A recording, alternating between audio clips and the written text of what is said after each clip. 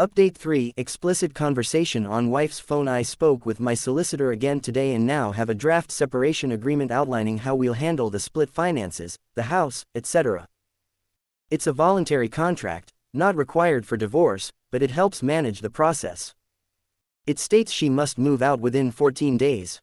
I'd prefer sooner, but my solicitor advised being reasonable to ensure she signs. I'll stay in the house, continue paying the mortgage, and recoup additional contributions when it's sold. As I've mentioned previously, in Ireland, I can't file until we've been separated for 2 of the last 3 years. No dramatic serving of papers moment, just the option to serve her or send registered mail after 2 years. I mistakenly referred to this separation period as legal separation in some comments, but that's an entirely different process that doesn't end in divorce, I assume, for religious reasons. Some asked if I could file elsewhere, like Australia. I assumed I had to file in Ireland, but that's not the case. If needed, I could move and file there, though I prefer staying in Ireland, where I've built my life and career. If she refuses to sign or move out, I'll book the next flight to Australia, stay with family, secure a faster divorce, and leave her to handle the mortgage. A short notice flight will be costly, but I can justify using joint funds if she leaves me without housing, maybe even fly business class.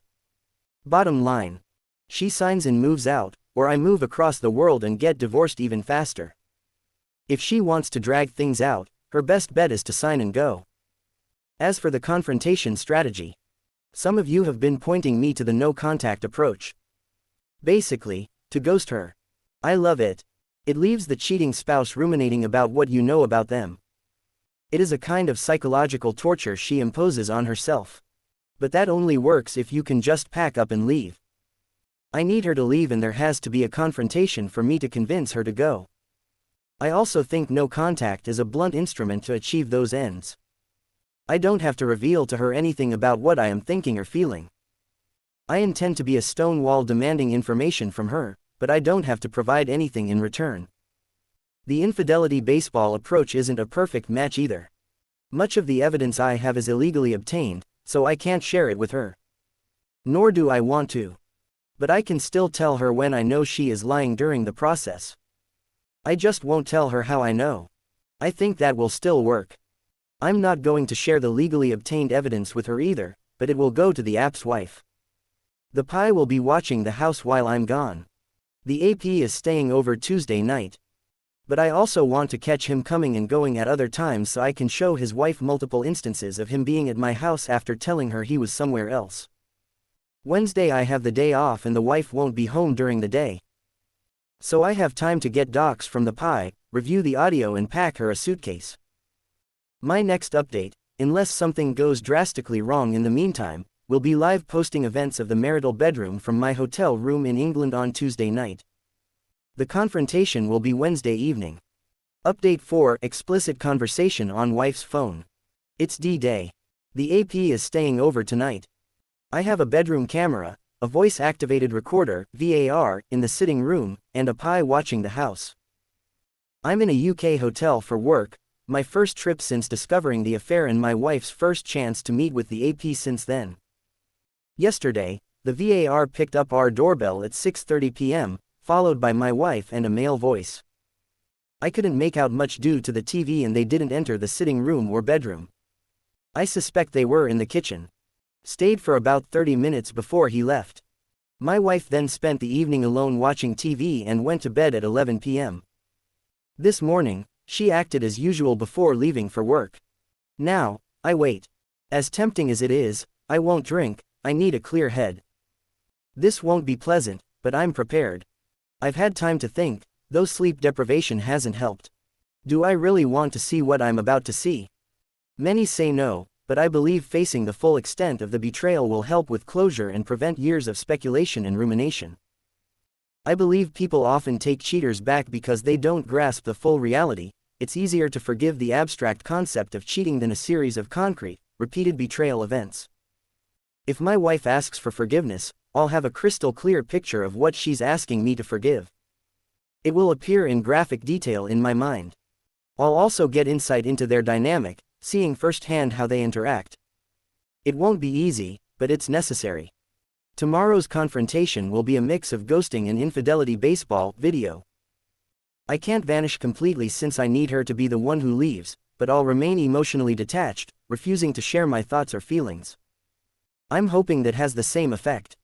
I'll interrogate her with a mix of known and unknown questions, each confirmed lie is a strike. 3 strikes, and I'm gone for good. Part of the reason for tonight is to gather more details so I have more answers I can use to catch her out lying. If she refuses to leave or sign the separation agreement, I am prepared to leave the country for good. I'm ending this no matter what, but she doesn't know that. Tonight, I expect to learn if they use protection, if she does things with him she has always denied me, and much more I can't even anticipate. Updates to come. 6:05 p.m. She is home. The VAR picked her up arriving. The sound of the front door closing. 6:30 p.m. I haven't seen nor heard anything since she got home. It wouldn't be unusual for her not to be in the sitting room or bedroom at this time. She's probably in the kitchen. I have her old phone with me. I'll try connecting it to the hotel Wi-Fi and see if there are more messages since I last checked it on Sunday. 6:45 p.m. Yeah, there are messages. They're a bit hit and miss because I don't get any of her regular text messages, only those sent through messaging apps like WhatsApp or Messenger. She's making him lasagna, maybe they'll choke on it. In any case, she will be in the kitchen. He's running late, and expects to be there for 7:30 p.m. 7:22 p.m. Our star has arrived. I hope he smiled for the camera. The pie will be parked somewhere with a view of the place. I'm looking forward to seeing the photos and video. 7:32 p.m. They're in the sitting room, eating by the sounds of the occasional clanking. TV is off, I can hear their conversation really clearly. Boring stuff so far, talking about their days at work and different people they work with. From here on, I'll only report anything interesting. But this is weird, it's like they're a married couple having boring everyday conversation.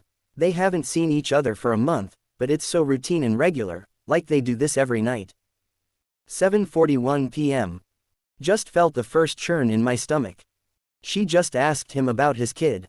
Something about a problem he was having in school. He's in 2nd class, that's a primary school grade here in Ireland.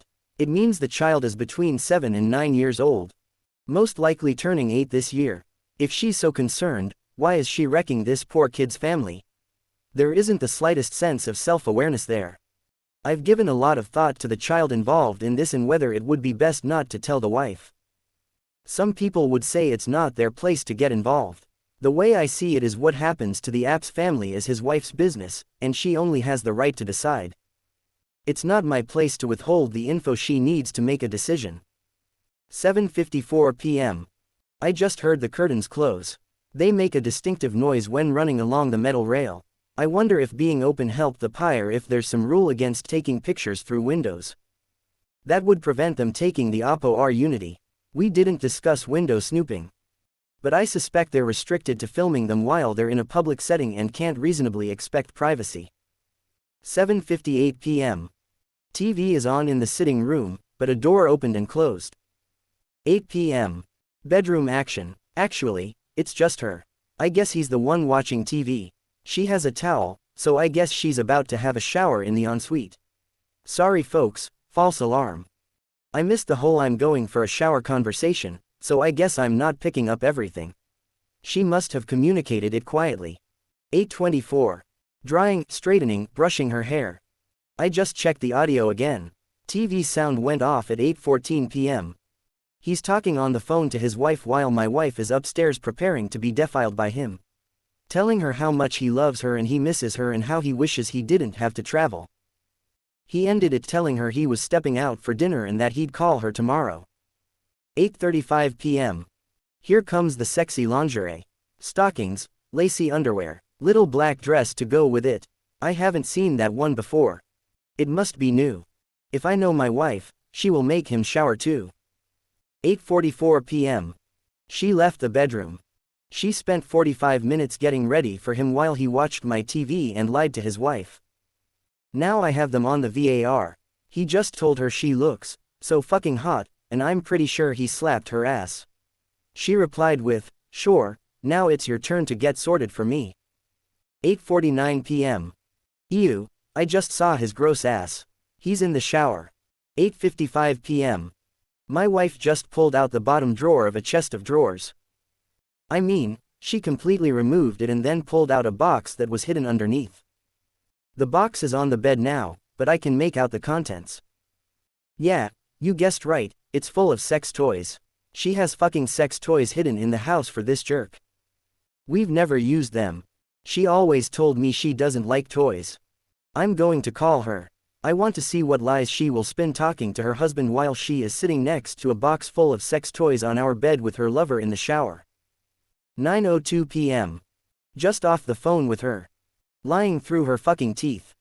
Told me she was turning in early because she didn't sleep well last night because I wasn't there with her. Trying to deflect by making me feel bad for having to travel. Out of everything I've seen so far, that hit me the hardest. I'm not detecting the slightest bit of guilt or remorse from either of them. Expert liars. 9:04 p.m. He's out of the shower and they're not wasting any time. He's completely naked, she is still dressed. They're standing beside the bed and kissing. He has his hands all over her. I feel pretty nauseous.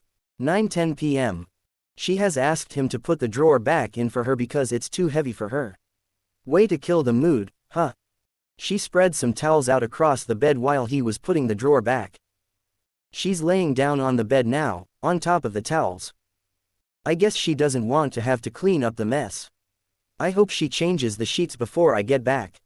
It will be interesting to see how well she hides the evidence. Will she wash those towels and put them back where they were so I don't see she used half a dozen towels in 2 days? 9:13. She told him to come over here and finish what you started. It really broke my heart to hear that. Yeah, that was hard to hear. Then he got into bed with her. They're kissing in bed. 9:16 p.m. It's getting handsy now. She has him in her hand and he has his hand inside her underwear. Heavy breathing. 9:21. She just removed her underwear, hiked up the dress and demanded cunnilingus. She ordered it using a word that would likely get me banned. He is complying. Nauseated face. 9:27 p.m. She just said it was his turn now. She took off her dress and bra and fiddled with something from the box for a bit. Maybe applying lube, but it's hard to tell. My view was obscured. 9:28 p.m. Okay, this is a new one for me. Remember how I mentioned she said she doesn't like toys and I was surprised to see a box of toys? Well, those toys aren't for her. He is on all fours on the bed and she is underneath him with her head oriented for fellatio. Not 69, she's oriented the opposite way. She is doing that while simultaneously penetrating him. Face vomiting. I don't know how to describe what I'm feeling right now. Disgust. Anger. Jealousy. This is next level betrayal. She's really willing to degrade herself with him. My other thoughts are more practical. Is she going to wash that thing in our dishwasher? Are the towels there so she doesn't have to change the sheets? How many times have I slept in a bed covered in traces of this man's ass contents? 9:35 p.m. After a couple of minutes of that, she declared he was hard enough to fuck her now and that he'd better fuck her hard this time. There is no sign of any protection being used so far. I guess I have HPV. Or worse, they repositioned. She's on her back with her ankles over his shoulders. There's no condom. They started slowly, light moaning. Then he started grunting loudly and pounding her. He finished inside her. FFS. He said something inaudible to her. She replied by saying, "Ah, sure. That's on me for getting you all riled up." He said he'll make it up to her later. I'm going to take a moment. 10:30 p.m. Since my last update, they were lying in bed holding each other for a few minutes. He got up for another shower. Probably to wash the lube out of his ass. She seemed frustrated and finished herself off with one of the toys while he was showering. She doesn't like toys, but I guess they're still a next best thing if your man can't perform. She looked like she was just getting warmed up when he finished. Now they're lying in bed together. Not talking. They had turned the lights out when he got out of the shower. So I see them in infrared now. I don't think I can stomach round 2 tonight. So I'm going to leave you with some of my own thoughts. If there's a round 2, I'll watch it back when I review the footage after I land back in Dublin tomorrow. A few of my questions have been answered here. They risk my health by not using protection. They risk pregnancy, she's on the pill, but that's not 100% effective. They risk getting caught by leaving a box of evidence in the room. I'll know tomorrow if she cleans up afterwards. I'm thrown a bit by how routine it all is. I was expecting more affair-like behavior. Like being genuinely excited to see each other after a month apart and not being able to keep their hands off each other. In some ways that might have softened the blow, because I could attribute much of it to affair fog. The experience of being with someone different. The forbidden nature of the affair and the risk making it exciting difficult to resist. But what I've witnessed was a routine, mundane relationship. Like they were a married couple going through the daily motions. It's like she's living a double life with a second, albeit part-time, husband. I don't know if she's his only bit on the side. I could be infected with anything. It's so damn selfish and disrespectful. I'm devastated by what I just saw, but I'm glad I saw it. I'm going to harness this anger and pain and use it to create a nice stone wall for tomorrow's confrontation. Now I get to control the narrative. Okay, shutting down for the night. I have a big day ahead of me tomorrow. Post-edit the 3rd of June 2025. Some people are inquiring about my welfare. I just wanted to say I'm okay.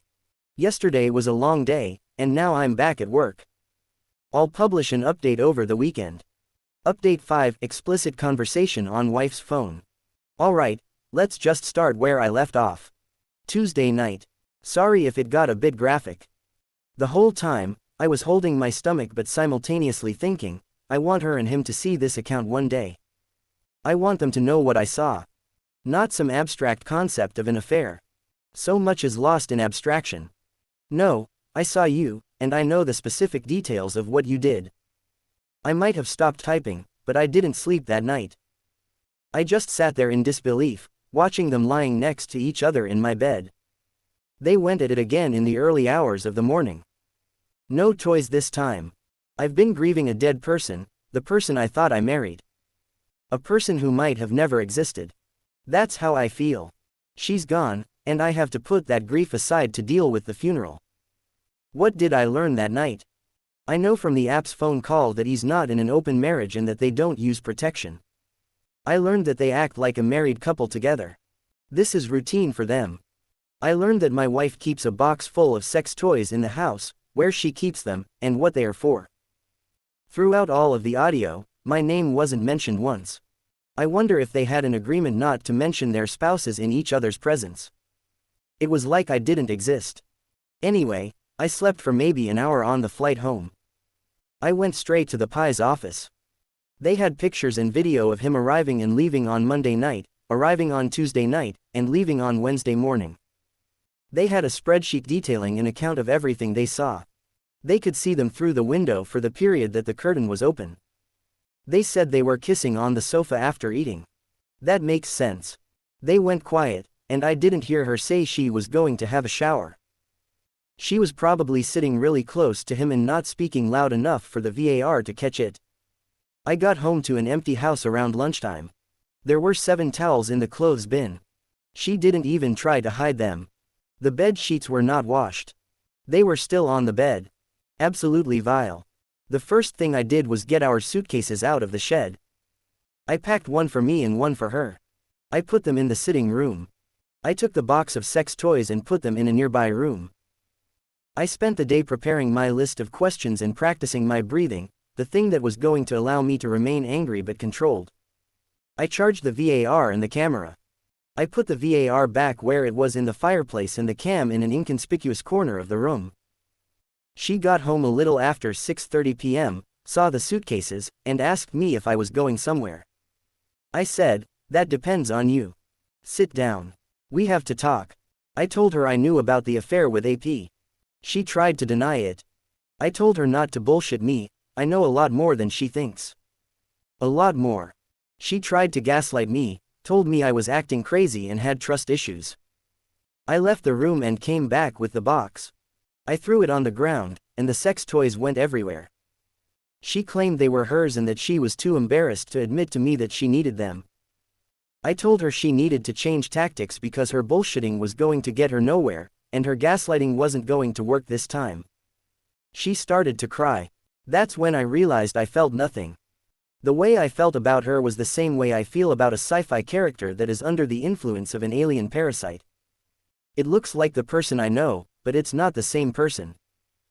3 weeks ago, her tears would have stirred up all sorts of emotions in me, making me want to do anything for her to feel better, but not now. I asked if she wanted a divorce. She insisted she didn't. She said AP was just a side project, and that it was me she wanted to be with. That she loved me. She asked what she had to do to make it up to me. Now it was time for infidelity baseball. I didn't use that term. Not sure what Americans think of a phrase like that, but here, it's a bit cringe. I just told her the lies had to stop. I was going to ask her a series of questions. I already knew the answers to a large proportion of them, but there were some I didn't know. If I caught her in 3 lies, I was going to pick up that suitcase, leave, and she would never see me again. I said if she wanted me to stay, that could only happen if I had full disclosure of the affair. That was the only way to repair the trust in our relationship. You tell me everything. She agreed by nodding, but she was sobbing. I asked if she was having sex with him or if it was just an emotional affair. She admitted to sex. I asked if they had sex in our house and in our bed. She tried to claim they didn't, that they went to a hotel. I said, that's your first lie. I know you meet him here, and I know you fuck him in my bed. 2 more, and we're done. I asked when was the last time she had sex with him. She admitted it was that morning. I asked if they had sex the night before as well. She admitted they had. I asked how often she met him for sex. She said only while I was away, once a month unless she was on her period. I asked if she met him casually under any other circumstances, such as for lunch while at work. She said no. When did this affair start? She told me she knew him before we met. He was someone she had a crush on in college but never acted upon. Then, when she met him at one of my work Christmas parties, they hit it off. She said the interaction was flirtatious and felt inappropriate, which was why she never told me she had known him before. He found her on LinkedIn shortly after that and started messaging her. This was 7 years ago. I asked why she was hiding sex toys in the house. She claimed she used them when I wasn't around and was too embarrassed to tell me. I told her that was her second lie, and if she lied again, I would not be responding, I'd just leave and put myself on the next flight. At this stage, I felt I had to give her something so she'd realize the extent of what I already knew. So I told her sissy affair partner liked to be penetrated with sex toys and that I knew she did that to him. She asked how I could possibly know that. My turn to lie. I told her I was talking to his wife. The look on her face at this moment was absolutely priceless.